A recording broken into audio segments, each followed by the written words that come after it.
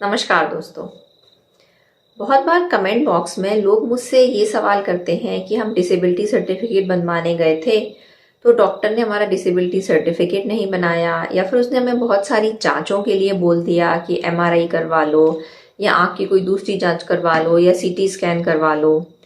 तो ऐसा क्यों होता है कि लोगों को ये लगता है कि जो डॉक्टर है वो हमारा डिसेबिलिटी सर्टिफिकेट बनाने में आनाकानी कर रहा है,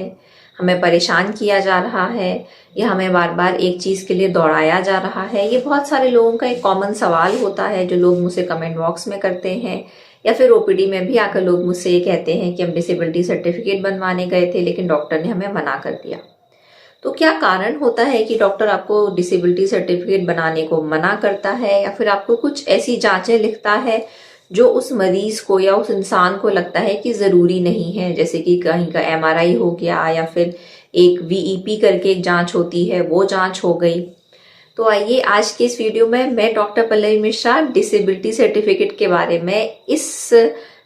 समस्या के बारे में जो बहुत सारे लोगों की होती है, आपको जानकारी दूंगी। पूरी जानकारी के लिए मेरे इस वीडियो को एंड तक जरूर देखिएगा, और अगर मेरा वीडियो आपको पसंद आता है तो मेरे चैनल को सब्सक्राइब करिएगा और मेरे इस वीडियो को बाकी लोगों के साथ में शेयर करिएगा।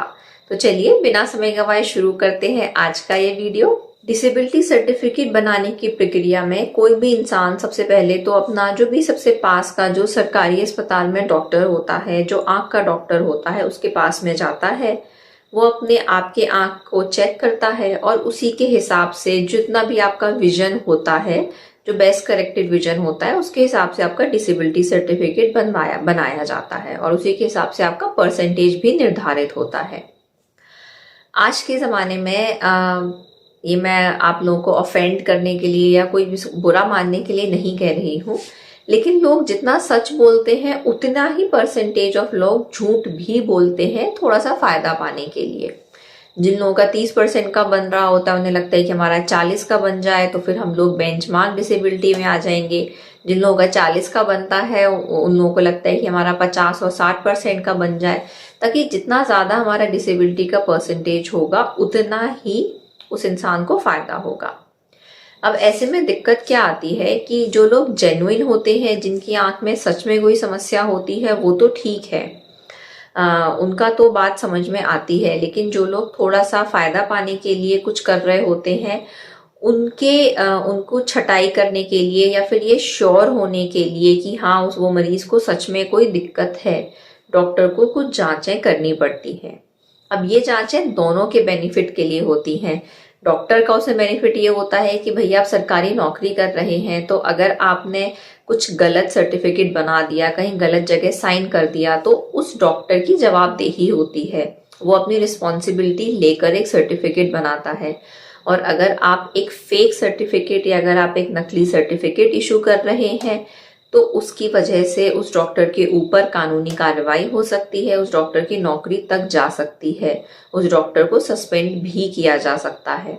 तो to be on the safe side doctor कुछ एक्स्ट्रा जांचें लिख देता है ताकि वो कंफर्म हो जाए कि अगर उस मरीज को या उस इंसान को जो भी सर्टिफिकेट बनवाने आया है उसको अगर नहीं दिख रहा है तो वो जेन्युइन है।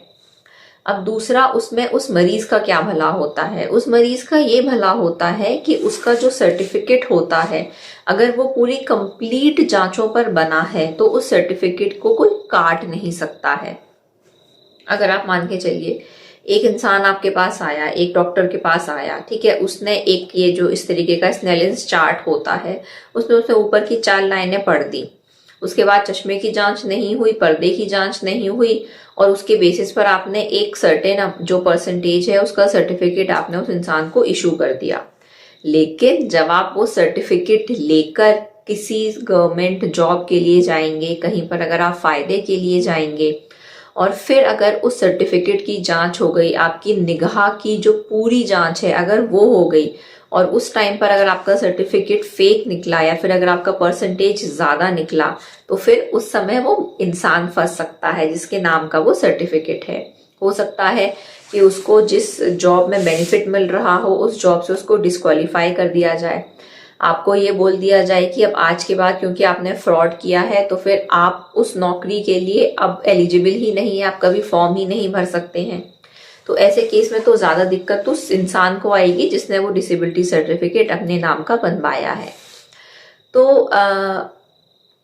पूरी जांच करना गवर्नमेंट की तरफ से भी मैंडेटरी होता है कि अगर देखिए कभी कभी तो ऐसा होता है कि जैसे अगर एक आंख बिल्कुल खराब है, पुतली उस आंख की फट गई थी या वो आंख अगर बैठ गई है तो वो तो सामने सामने दिख रहा है कि उस आंख में रोशनी नहीं है। लेकिन बहुत सारे ऐसे भी कारण होते हैं आंख की रोशनी कम होने के जिसमें आंख का जो आकार है, जो बनावट है, वो तो बिल्कुल ठीक होता है, लेकिन अगर पर्दे में पीछे कोई खराबी है, आंख की नस सूखी हुई है या आंख की नस की कोई खराबी है, तो ऐसे केस में वो जो बीमारी है उसकी वो पता ही पूरी जांचों के बाद में चलती है। जब हम पर्दे की जांच करते हैं, जब हम और दूसरी आंखों की जैसे ओसीटी वगैरह की जांचें होते हैं तब हम करते हैं, तभी हमें पूरी बीमारी पता चलती है और फिर हम लोग कंफर्म होकर उस आंख का परसेंट जो जितना भी डिसेबिलिटी सर्टिफिकेट है वो बना पाते हैं। तो डॉक्टर का जो उद्देश्य होता है वो आपको परेशान करने का नहीं होता है, वो बस ये होता है कि आपका जो डिसेबिलिटी सर्टिफिकेट है वो सारी जांचें कंप्लीट हो जाएं और उसके बाद में आपका जो फाइनल परसेंटेज है उसी के हिसाब से आपका डिसेबिलिटी सर्टिफिकेट बने। वो खुद को भी सेव करना चाहता है, जो भी डॉक्टर है, और जो पेशेंट होता है वो उसको भी सेव करना चाहता है। तो अगर आपका डॉक्टर कोई आपको जांचें करवाने को बोल रहा है, जैसे एमआरआई की जांच हो गई या ओसीटी की जांच हो गई या कोई पेरीमेट्री हो गई या आंख के प्रेशर की जांच हो गई या अगर पर्दे की कोई जांच हो गई, तो थोड़ा सा इसमें भागदौड़ जरूर होती है, लेकिन फिर भी जो भी जांचें आपका डॉक्टर आपको प्रिस्क्राइब कर रहा है या वो आपको सजेस्ट कर रहा है, तो मेरी आप लोगों से रिक्वेस्ट है कि वो जांच जरूर करवा लीजिए ताकि जो आपका डिसेबिलिटी सर्टिफिकेट बने वो बिल्कुल कंफर्म बने, उसमें कोई भी गलती की गुंजाइश ना हो। कहीं ऐसा ना हो कि आप वो डिसेबिलिटी सर्टिफिकेट लेकर कहीं जाएं और उसके बेसिस पर आपको रिजेक्ट कर दिया जाए। तो ये तो थी एक छोटी सी जानकारी कि अगर आपका डॉक्टर आपको डिसेबिलिटी सर्टिफिकेट बनवाने में आनाकानी कर रहा है जैसा लोगों को लगता है, या फिर अगर वो आपको कुछ 2-4 एक्स्ट्रा जांचें कर रहा है तो उसके पीछे का कारण क्या होता है। उसका उद्देश्य आपको परेशान करने का नहीं होता है, उसका उद्देश्य ये होता है कि अगर आपका सर्टिफिकेट बन रहा है तो वो प्रॉपर तरीके से बने। आंख की बीमारी के संबंध में अगर आप लोग कोई भी और जानकारी चाहते हैं तो आप मुझे नीचे कमेंट बॉक्स में मैसेज कर सकते हैं। उसके अलावा मेरा व्हाट्सएप पर एक चैनल भी है जो इसी नाम से है, Drishti we care for your eyes. उस चैनल से अगर आप जुड़ना चाहते हैं तो आप उसको सर्च कर सकते हैं और उसका जो लिंक है वो मैंने नीचे कमेंट बॉक्स में डाल दिया है। उस लिंक के माध्यम से आप मेरे चैनल को फॉलो कर सकते हैं। उस चैनल पर भी मैं आंख की बीमारी के संबंध में या आंख की छोटी छोटी जानकारियों के संबंध में बहुत सारे अपडेट्स देती रहती हूँ। अगर आप आंख की बीमारी के संबंध में कोई भी और जानकारी चाहते हैं तो आप मुझे नीचे कमेंट बॉक्स में मैसेज कर सकते हैं। मिलते हैं अगले वीडियो में, तब तक के लिए अपना ध्यान रखिए, अपनी आंखों का ध्यान रखिए। जय हिंद।